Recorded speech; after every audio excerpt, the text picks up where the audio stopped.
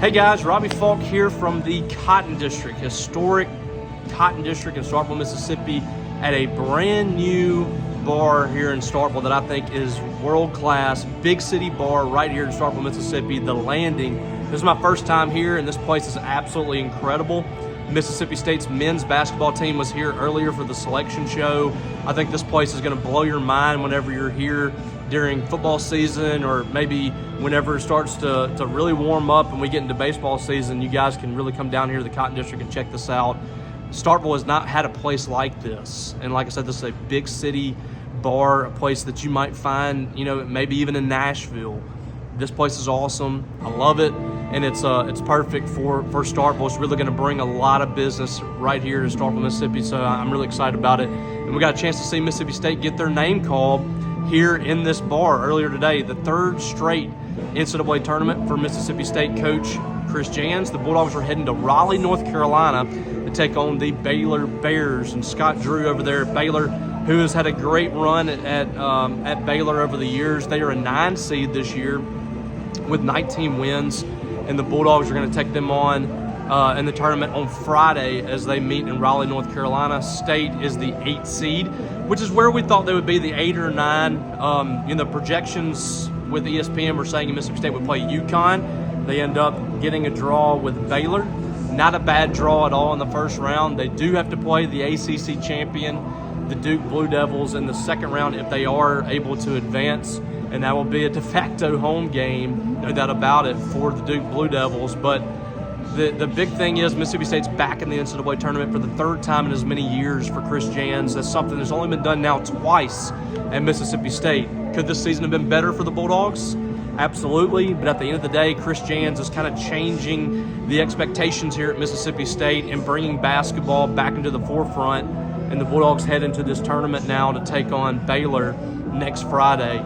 As far as the matchup, I really haven't dug into it just yet, and we will do that this week. I'm planning on going to Raleigh, North Carolina for that matchup for the Bulldogs, and we'll see what happens from there for State. But it is an opportunity for the Bulldogs to get over that hump that's been plaguing them since 2008, and that is winning an NCAA tournament game. Now, State hadn't had a lot of NCAA tournaments since 2008 when they were able to get to that second round and take on Memphis, a team that ended up doing some pretty big things that year.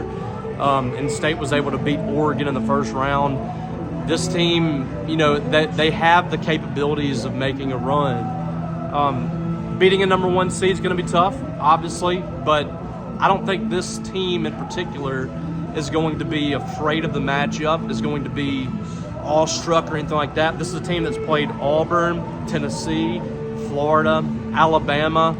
They played all the great teams in the country this year for the most part.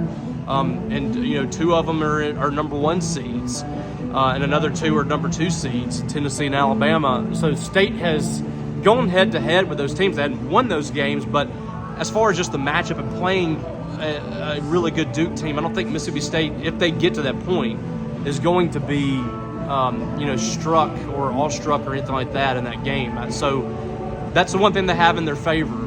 Now, winning that first one is the most important thing for MSU. And obviously, when you have the 8-9 matchup, it's mostly a toss-up game for a reason. That 8-9 mark is 2 teams that usually could go either way on the selection.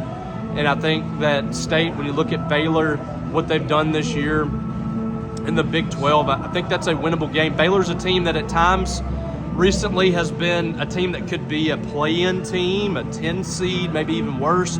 That, for me, I thought that was a little higher seed than I thought they were going to get. I thought State might get UConn in that matchup, and I don't know how good a matchup that would have been. UConn, a team that's won a couple of national championships the last few years, and they've struggled a little bit this year, but they're still a capable program. I think that this is a winnable game for Mississippi State. Now, what team from Mississippi State shows up is the question. I think State played good basketball in Nashville. They obviously lost their last game to Missouri, but I thought they played much better in that ball game than they played in the regular season. So if they can put what they did defensively against LSU and Missouri into play in the tournament, you might have something with this team. And, we'll see. My expectations going in aren't super high for Mississippi State, but I think they certainly have the capabilities of doing big things in this tournament if they put it all together. So that's something to watch out for. For the women, they also were selected. This is only the 6th time in Mississippi State history that both teams have made the tournament the same year. The 2nd time in the last 3 years, obviously, Sam Purcell has now led Mississippi State to 2 NCAA tournaments in his 3 seasons, and they will be in the 8-9 game. They're the 9 seed taking on Cal over in Los Angeles in the USC Los Angeles Regional. 2 Los Angeles Regionals, with UCLA also getting a number 1 seed. USC is the number 1 hosting Mississippi State in that regional. We didn't get a chance to watch their selection show. That was done from Sam Purcell's home, so we didn't get a chance to get to see them, and we will talk to Sam Purcell on Monday a little further about the matchup and what he thinks and all that. But I'll say this about Mississippi State's women. I came into the season with fairly low expectations, and I didn't really give those thoughts out publicly that much. I did mention it a few times that I just didn't know what to expect from this team, but I did not think that this team coming into the season was going to go to the tournament just based on what I knew. You're replacing almost an entire roster. You replace a second-team All-SEC player in Jessica Carter, and you replace almost the entire roster from last season. Taylor Jordan was a huge piece back. Obviously, Medina Okot turns out to be a huge pickup by Sam Purcell, getting her from Kenya. And, you basically you brought back 2 starters and then a freshman post player in Quanara Montague, who played sparingly last year. You're essentially bringing back 2 impact players from last year's roster, the entire roster.